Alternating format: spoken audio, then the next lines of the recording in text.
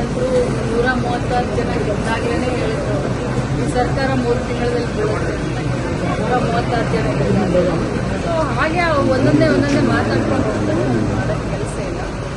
But ಬದಲಾವಣೆ ಆಗಲಿ ಮತ್ತೊಂದೇ ಆಗಲಿ ಏನೇ ಇದ್ರೂ ಕೂಡ ನಮ್ಮ ಪಕ್ಷದ ಹೈಕಮಾಂಡ್ ಅಂತ ಸೊ ಪ್ರಸ್ತುತ ಅಂಥದ್ದೇನೂ ಇಲ್ಲ, ಅಂಥ ಸೀನ್ರಿನೇ ಇಲ್ಲ. ಅದು ನಿರಂತರವಾಗಿ ನಡೀತಾ ಇರುವಂತ ಸ್ವಲ್ಪ ಈ ಬಾರಿ ಸ್ವಲ್ಪ ಲೇಟ್ ಆಯಿತು. ಇಲ್ಲ ಅಂತಂದ್ರೆ ಪ್ರತಿ 6 ತಿಂಗಳಿಗೊಮ್ಮೆ 1 ವರ್ಷದಲ್ಲಿ ಒಮ್ಮೆ ಆದರೂ ಕೂಡ ಮಂತ್ರಿಗಳನ್ನ ಮತ್ತು ಇವ್ರನ್ನ CLP ಮೀಟಿಂಗ್ ಅಂತ ಮಾಡ್ಕೊಂಡು ಈ ರೀತಿ ಉಸ್ತುವಾರಿ ಜನರಲ್ ಸೆಕ್ರೆಟರಿಗಳು ಸರ್ಕಾರ ಇದ್ದಾಗಲಿ ಸರ್ಕಾರ ಇದ್ದಾಗಲಿ ಬಂದು ಶಾಸಕರಾಗಲಿ ಅಥವಾ ಮಂತ್ರಿಗಳ ಕುಂದುಕೊರತೆಯನ್ನ ಅಥವಾ ಕೋಆರ್ಡಿನೇಷನ್ ಮಾಡೋದು ಅದೇ ಅವರ ಕೆಲಸ ಆಗಿದೆ. ಇದು ನಿರಂತರವಾಗಿ ನಡೀತಾ ಇರುವಂತ ಪಕ್ಷದ ಆಂತರಿಕ ಪ್ರಕ್ರಿಯೆ. ಇದು ಬೇರೆ ಅರ್ಥ ಏನಿಲ್ಲ. ಅಕ್ಕಿಗಳು ಕೊಡಬೇಕು ಅಂದ್ರೆ ಅಕ್ಕಿನೂ ಇಲ್ಲ ಮೇಡಮ್. ಅಂದ್ರೆ ಇನ್ನೂ ಕೂಡ ಹಣ ಕೊಟ್ಟಿಲ್ಲ ಸರ್ಕಾರದ ಬಗ್ಗೆ ಹೇಳ್ತಾ ಇಲ್ಲ. ನಾನು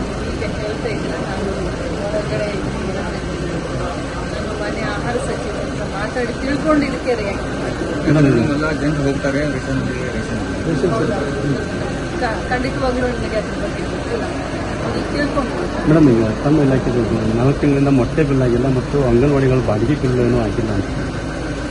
ಆ ರೀತಿ ಆಗಲಿಕ್ಕೆ ಸಾಧ್ಯ ಇಲ್ಲ.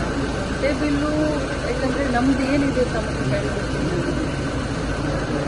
ಈ ರಾಜ್ಯದಲ್ಲಿ ಮಕ್ಕಳು ಪೌಷ್ಟಿಕಾಂಶದಿಂದ ಹೊರಗಡೆ ಬರಲಿ ಅಂತ ಬಹಳಷ್ಟು ಇಲಾಖೆಗಳು ಎಲ್ಲ ಕೂಡಿ ಕೆಲಸ ಮಾಡ್ತಿದ್ದಾರೆ. ಅದರಲ್ಲೂ ಕೂಡ ರಾಜ್ಯ ಸರ್ಕಾರ ಪ್ರಾಯೋಜಿಕತೆ ಈ ಮೊಟ್ಟೆ ಆಗಲಿ ಅಥವಾ ಹಾಲಿನ ಪೌಡರ್ ಹಾಲಾಗಲಿ ನಾವು ಕೊಡ್ತೀವಿ. 4 ತಿಂಗಳಿಂದ ಬಿಲ್ ಆಗಿಲ್ಲ ಅಂತ ಹೇಳಿ ಖಂಡಿತವಾಗ್ಲೂ ನನಗೆ ಅನಿಸೋದಿಲ್ಲ. ಏನಾದರೂ ಒಂದು ಏನಾದರೂ ಉಳಿದಿರ್ತೀವಿ, ಆ ರೀತಿ ಏನಾದರೂ ಕೂಡಲೇ ಕ್ರಮ ದುಡ್ಡನ್ನ ಬಿಡುಗಡೆ ಕ್ಷೇತ್ರ ಇರಲಿ. ಬರೀ ರಾಜಕೀಯ ಕ್ಷೇತ್ರ ಅಂತಲ್ಲ, ರಾಜಕೀಯ ಕ್ಷೇತ್ರ ಅಂದ್ರೂ ಕಬ್ಬಿಣದ ಕಡಲೆ, ಅದನ್ನ ಬಿಡಿಸಿದವರು ಅದರಲ್ಲಿ ಈಜು ಅಂತವ್ರು ಇದಾರಲ್ಲ, 8 ಎದೆ ಧೈರ್ಯ ಅವ್ರಿಗೆ ಬೇಕು. ಸಾಮಾನ್ಯ ಗುಂಡಿಗೆಯಲ್ಲಿ ಇದ್ದವ್ರಿಗೆ ರಾಜಕಾರಣ ಅದು ಅಷ್ಟೊಂದು ಇದಾಗೋದಿಲ್ಲ. ನಾನು ಯಾಕೆ ಈ ವಿಚಾರವನ್ನ ಹೇಳಲಿಕ್ಕೆ ಹೊರಟೆ ಅಂತಂದ್ರೆ, ಒಂದು ಕಾಲ ಇತ್ತು ಇಲ್ಲಿ ಬಹಳಷ್ಟು ಜನ ಪ್ರೊಫೆಸರ್ಗಳು, ಲೆಕ್ಚರರ್ಗಳು, ಬಹಳಷ್ಟು ಜನ ಗಣ್ಯಮಾನ್ಯರು ಕೂತ್ಕೊಂಡಿದ್ದೀರ.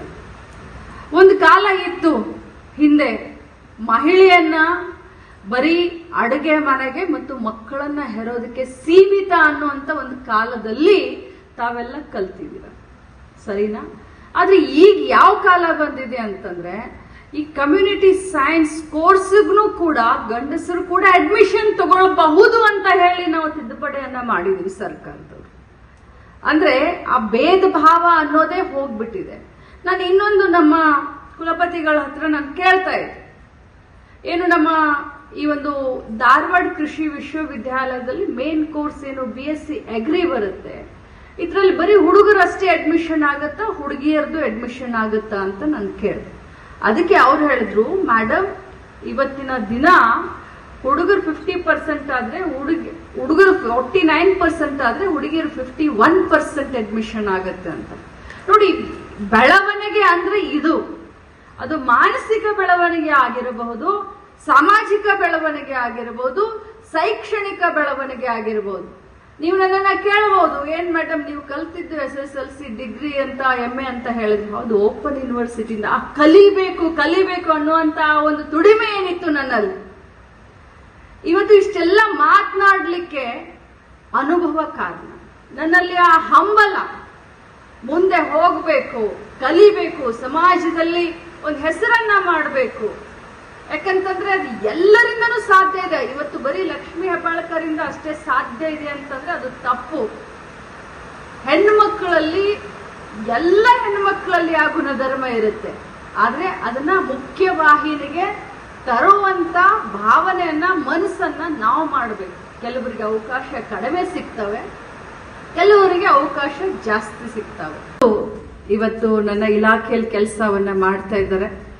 ನನಗೂ ಕೂಡ ಈ ಇಲಾಖೆಯ ಬಗ್ಗೆ ಮೊದಲಿನಿಂದಲೂ ಬಹಳಷ್ಟು ಕಾಳಜಿ ಮತ್ತು ಹೆಮ್ಮೆ ಅಂತ ಹೇಳಲಿಕ್ಕೆ ನಾನು ಇಲ್ಲಿ ಬಂದಿದ್ದೀನಿ.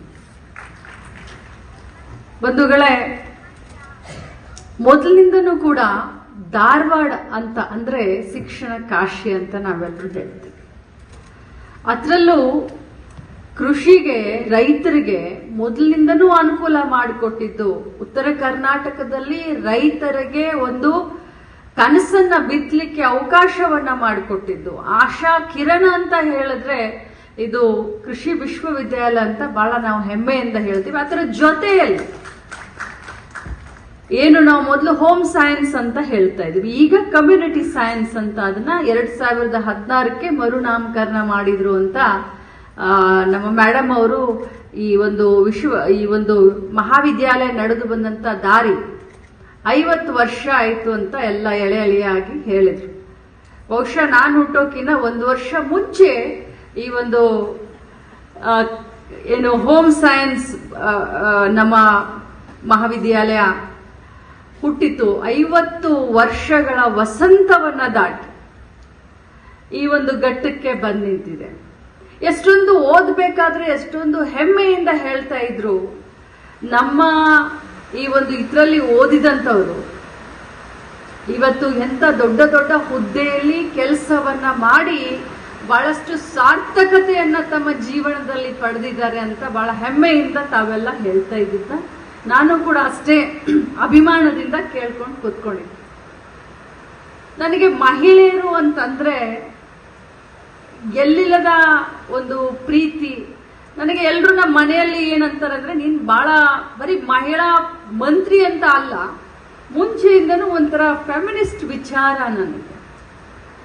ನಾನು ತಮ್ಮೆಲ್ಲರ ಬಗ್ಗೆ ಹೇಳಲಿಕ್ಕೆ ನನಗೇನು ಸಂಕೋಚ ಇಲ್ಲ. ಯಾಕಂತಂದ್ರೆ ನಾನು ಕಲ್ತಿದ್ದು SSLC. 18 ವಯಸ್ಸಿಗೆ ಮದುವೆ ಆಯಿತು. 5 ಜನ ಹೆಣ್ಮಕ್ಳು ನಾವು. ನಾನು 2ನೇವಳು. ನೋಡ್ಲಿಕ್ಕೆ ಸ್ವಲ್ಪ ಈಗ ಏಜ್ ಆಗಿದೆ ಬಿಡಿ, ನೋಡ್ಲಿಕ್ಕೆ ಸ್ವಲ್ಪ ಎಲ್ರು ಸುಮಾರು ಚೆನ್ನಾಗೇ ಇದ್ವಿ ನಾವು.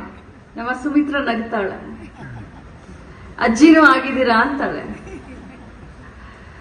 ಸೊ ಹಳ್ಳಿಗಳಲ್ಲಿ ಈ ಸಾವುಕಾರು, ಗೌಡ್ರು ಅಂತೆಲ್ಲ ಹೇಗೆ ತಮ್ಗೆಲ್ಲ ಗೊತ್ತು, 25 ವರ್ಷದ ಹಿಂದಿನ ಜನರ ಒಂದು ವಿಚಾರಧಾರೆ ಯಾವ ರೀತಿ ಇತ್ತು, 25-30 ವರ್ಷದ ಹಿಂದಿನ ವಿಚಾರಧಾರೆಗಳು ಯಾವಿತ್ತು. ತಾವೆಲ್ಲರೂ ಕೂಡ ಎಷ್ಟು ಜನ ಕೂತ್ಕೊಂಡಿದ್ದೀರಾ, ನೀವೆಲ್ಲರೂ ಬಹಳಷ್ಟು ಅದೃಷ್ಟವಂತರು. ತಮ್ಮ ತಂದೆ ತಾಯಿ ತಮ್ಮಗಳನ್ನ ಕಲಿಸಿ 4 ಜನರಿಗೆ ಪಾಠ ಹೇಳ್ಕೊಡುವಷ್ಟು ತಮ್ಮನ್ನ ಕಲಿಸಿದಾರಲ್ಲ, ನಿಜವಾಗ್ಲೂ ತಾವೆಲ್ಲರೂ ಅದೃಷ್ಟವಂತರು. ಇವತ್ತು ಹೆಚ್ಚಿನ ವಿಡಿಯೋಗಳಿಗೆ ಪ್ರತಿಧ್ವನಿ ಯೂಟ್ಯೂಬ್ ಚಾನೆಲ್ ಸಬ್ಸ್ಕ್ರೈಬ್ ಮಾಡಿ, ಬೆಲ್ ಐಕಾನ್ ಕ್ಲಿಕ್ ಮಾಡಿ.